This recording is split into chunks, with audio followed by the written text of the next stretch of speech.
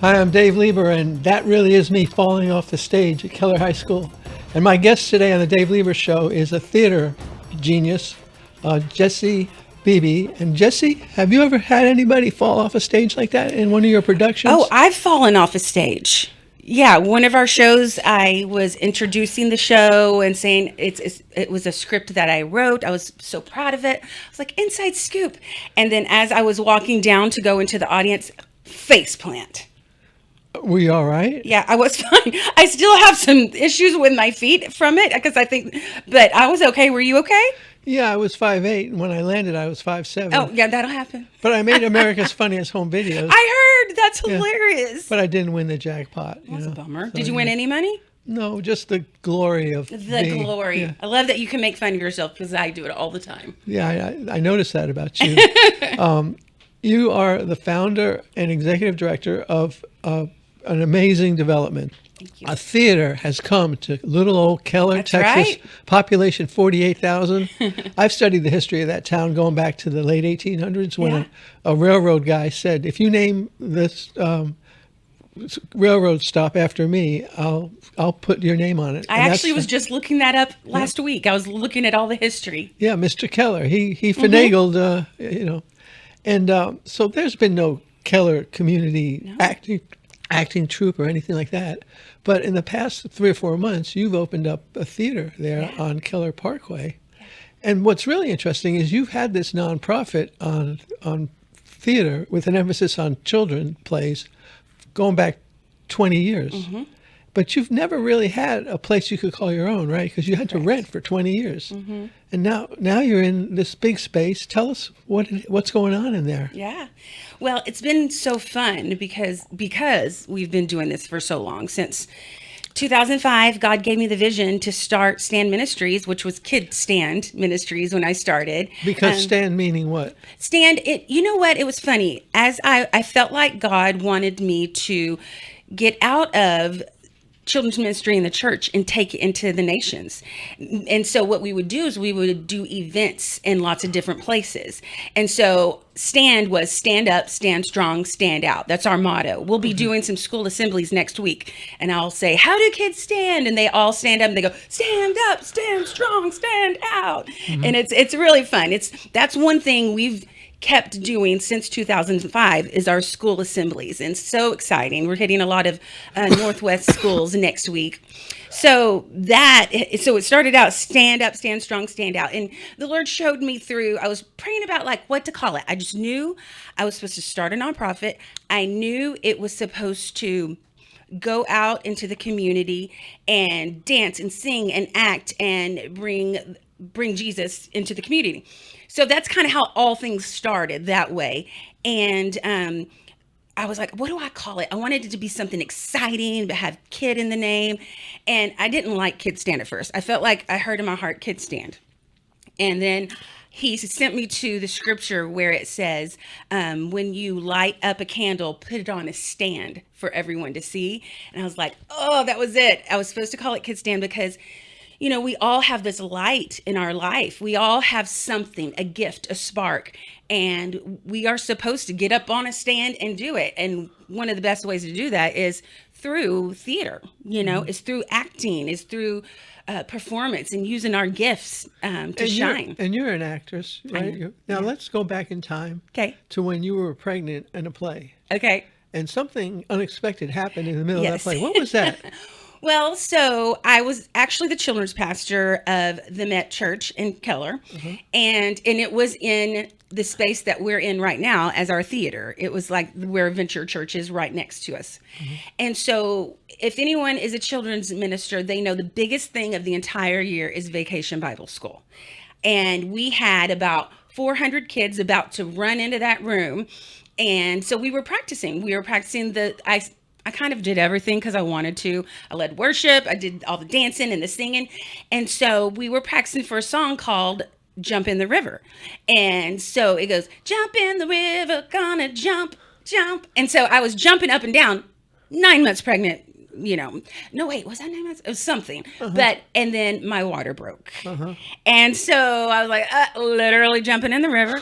And so it was like, man, it was like 5 o'clock on a Friday. So we had to get the ambulance and go, yeah, Oh, wow. the whole thing. But it's a great story. Where did this happen? That happened at the facility that we are in now. Keller. Yeah. Okay, yeah. so both of us have fallen off the stage in Keller. Yes, we have. Wow, we need to do something about And that. I went to Keller High School. Want to join me in a lawsuit? Yeah, let's do it. Yeah, something about Keller, isn't it? Well, the thing about you going to high school is you were born where? I was born at the HEB hospital, Yeah. and so I always ask my dad. So my dad, is a contractor, so we moved around a lot. But he always says, no matter where we moved, we could hear the Keller train because it was always around Keller or like close to Keller. And so I grew up in Keller. I went to Keller Elementary, that old rock gym on 1709. Yeah. I went to Florence, and then I went to Keller Elementary, and then I went to Keller Middle School. Did the whole cheerleader thing, and then I went to Keller High School, did the whole cheerleader thing, and then my junior years when I really got the bug, the theater bug, with Miss Helen Lewis was my I knew theater Helen. teacher. You do? Yeah, She's yeah. awesome. She is the one. I mean, I knew I liked to act, and I did stuff throughout my life, at church and different things, but it took me taking her class to go, oh, wait, I sort of have a gift in this. Like, I'm kind of good at this. And Miss Lewis was like, yeah.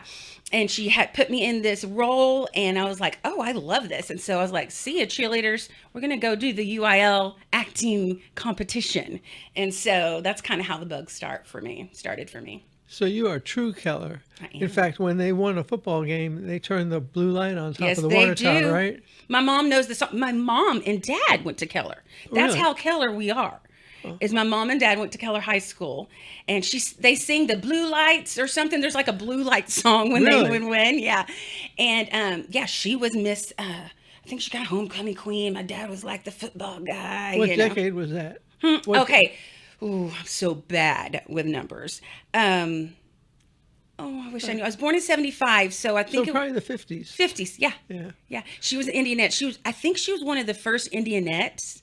And she always tells this story about they had the whole costume on this because they still wear the same costume with the little thing. And they were doing a song and her thing fell off and she was so embarrassed. And so, yeah, out in front of everybody. But Well, at least she didn't fall off the stage. no, yeah. no, she didn't. But it seems to have happened to us that we have a lot of crazy things happen. So, I'm kind of fascinated that you're Keller born and bred, and Yeah. you're now running a business in Keller. it really is kind of cool. Because all the kids that you grew up with, I bet a lot of them don't live here anymore, Nope. right? Mm-mm. A lot of them have moved out of town, and I've moved around and I've gotten to do cool things in my life. I mean, I've traveled to Haiti, Africa, Nepal, Honduras to do like missions trip and perform there. I got to travel the U.S. doing Veggie Tales.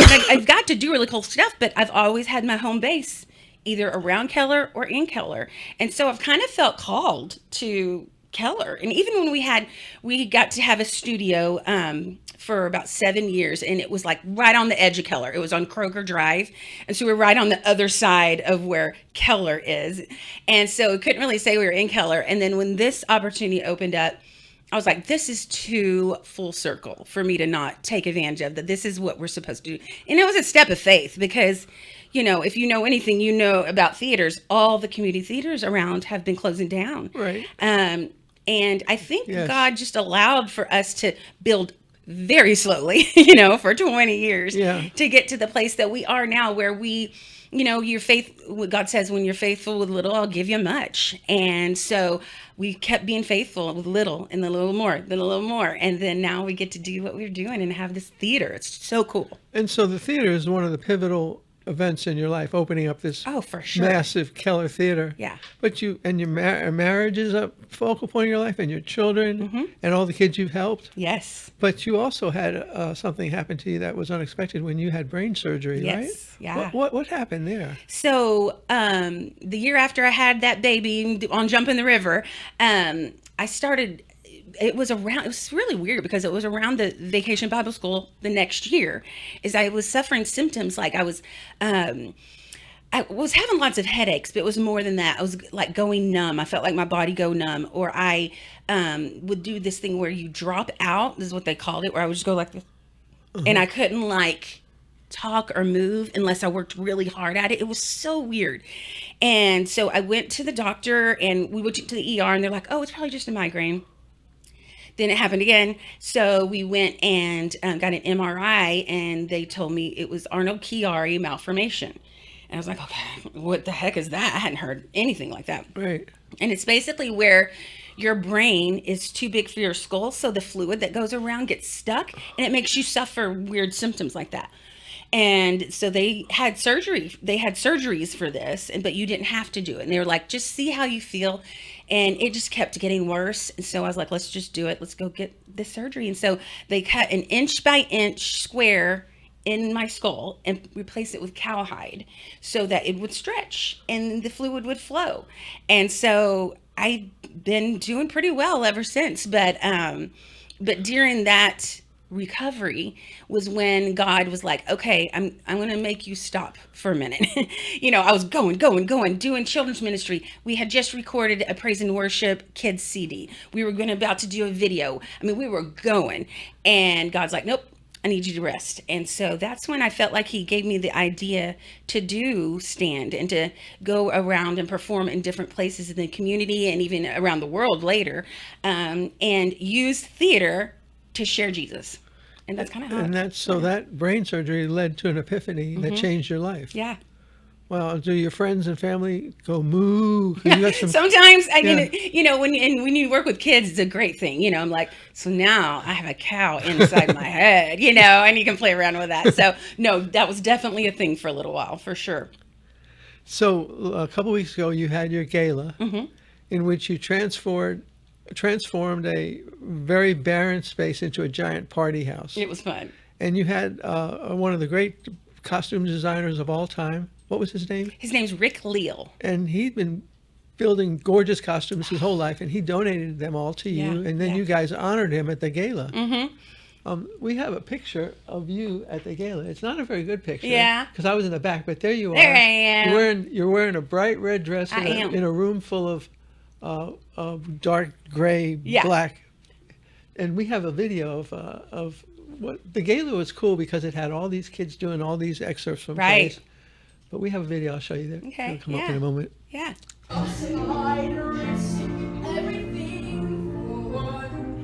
Yeah, that's Oliver. Our 2026 season. That's Luke. I love Luke. And Cheyenne. Bella.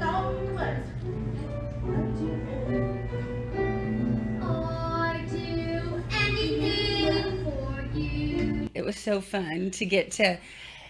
This was the first time we've ever done a gala where we announced the next season, because when we were at the studio and doing things the way I do them and doing events, we were just like event to event to event. But now with Renee, you had Renee on your podcast. Yeah, Renee Norris, and she came over to us, and I think the Lord waited till I had Renee to be able to open this theater, because I couldn't. There's no way I could have done it on my own, because I don't think the way she thinks. She thinks years ahead, season with the seasons. And so I was like, whoa, this is big. So God he just really has put a team together for us that is just amazing. Like some of the people, like Shannon, who's our business manager, Angela, who's hospitality, and Lindsay's in Riley, who's marketing. It's just, we have this team that doesn't make much money, but they do it because they love it. It's a nonprofit. And we're just, God really put us together, and it's like a puzzle that he was waiting to put together to make this thing happen. So what are some of the shows you're doing next year? Oh my gosh, there's so many, Oliver. I counted like 18, I think. Is that possible? I don't understand, but yes, it is possible. We have several left this year. We got Shrek and Elf. You definitely need to go to our website to check it all out, because I know I'm going to forget a bunch. It's a Wonderful Life. It's a Wonderful Life, the radio show. Once Upon a Mattress. I get to be in that. It's fun because now we have adult classes where you can come and take acting, vocals. I didn't realize the need for adult community theater until a few years ago. And that's when I hired Renee to come and teach the adult acting class.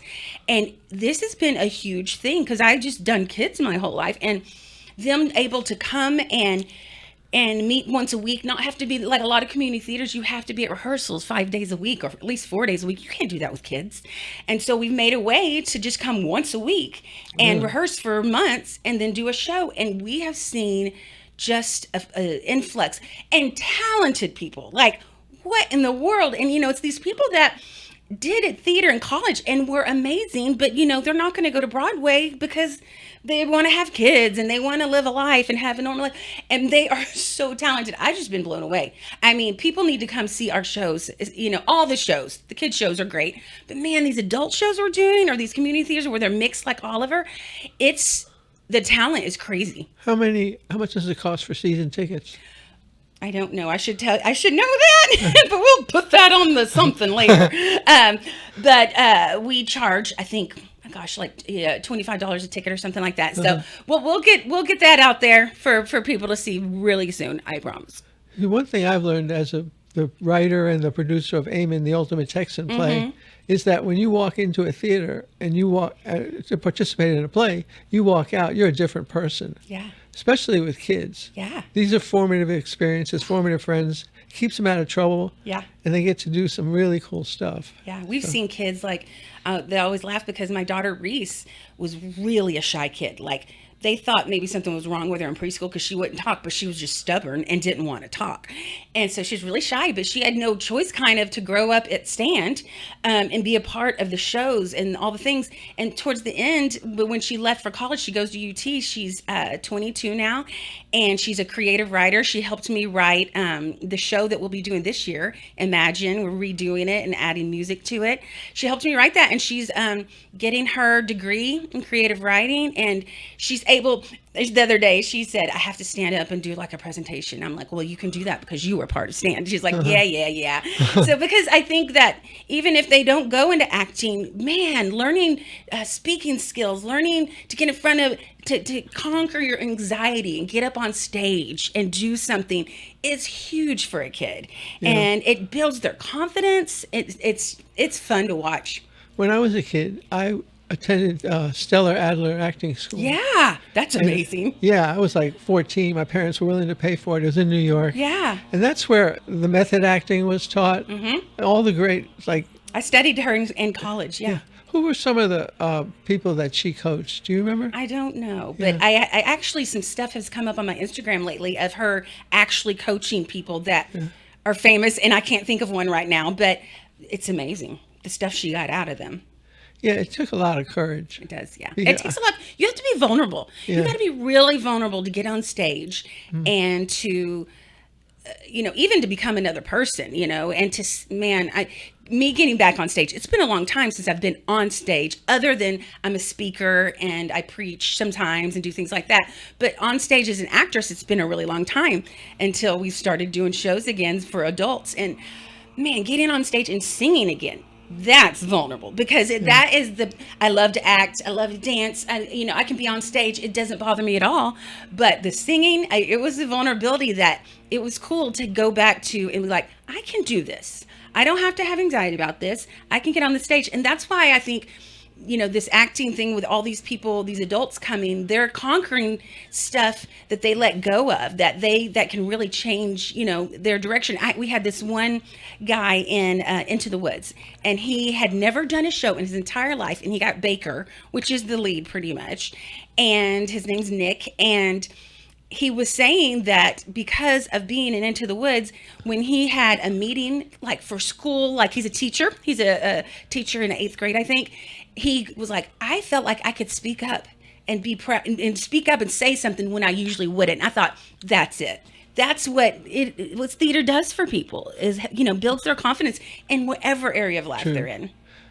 And then plus you fall in love with the leading lady or the leading man, because you've been with them for 3 weeks. Yeah. Then you never see them again. Yep. That's kind of the way it is. So let's show people where you are. If you go down Keller Parkway, there's a restaurant called Taco Casa. Yes, it's the death of me. I love it, and it's not good for you.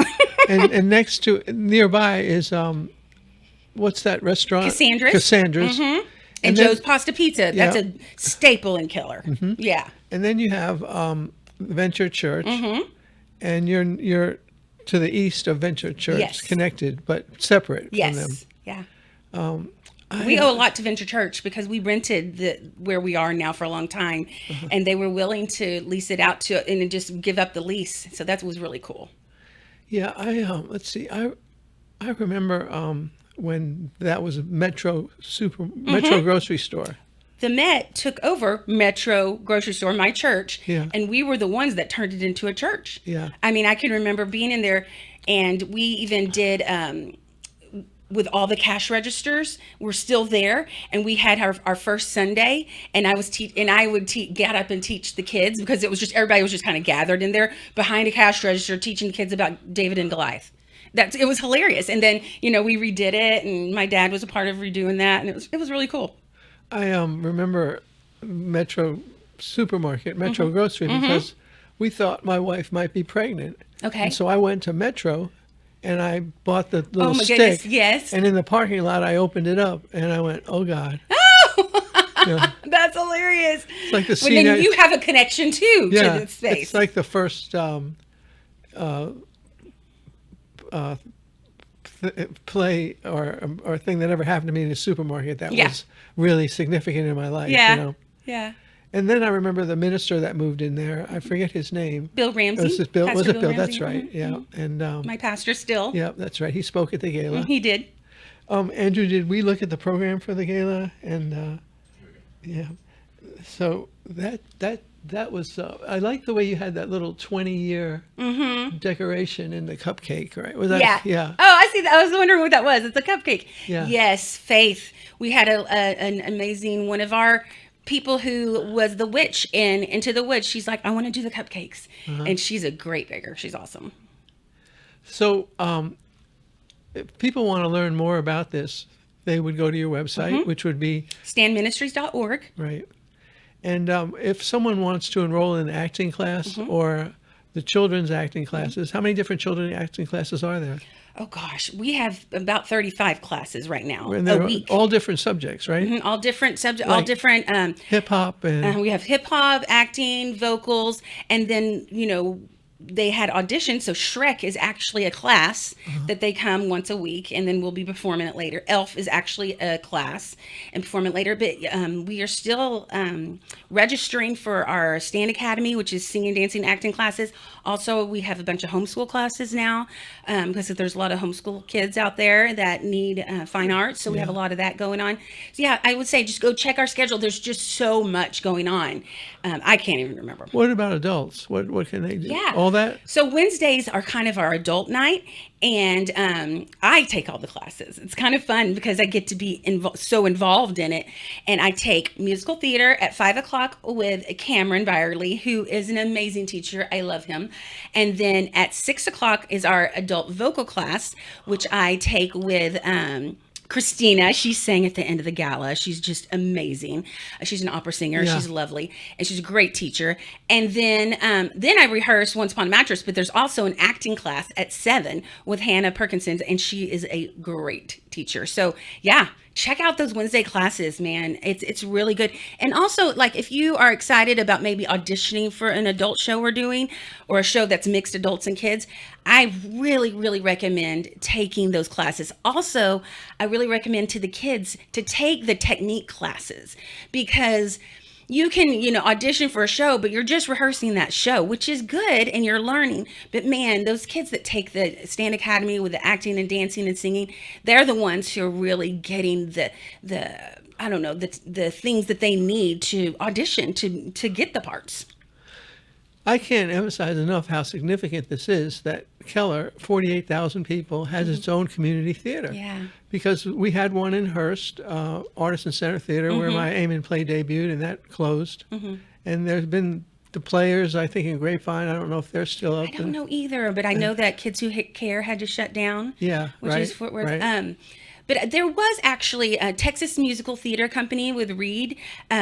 He actually was a part of Venture, and so they had a bunch of shows that they did, but they've moved to Fort Worth Christian. So I don't know that they would call themselves a community theater, but they were in Keller for a while, and I know that they have an awesome program too. So if you're over by Fort Worth Christian, they should check that out for sure.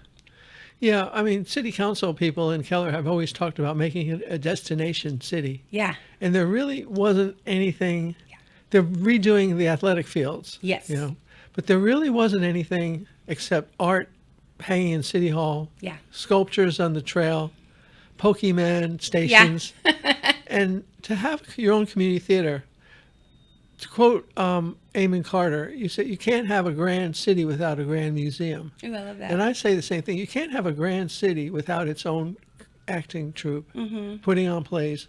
And the communities that I put on Eamon, they're not play-going communities. You're asking people to do something that they've never done before, which is go see a play. Right. So how do you convince people?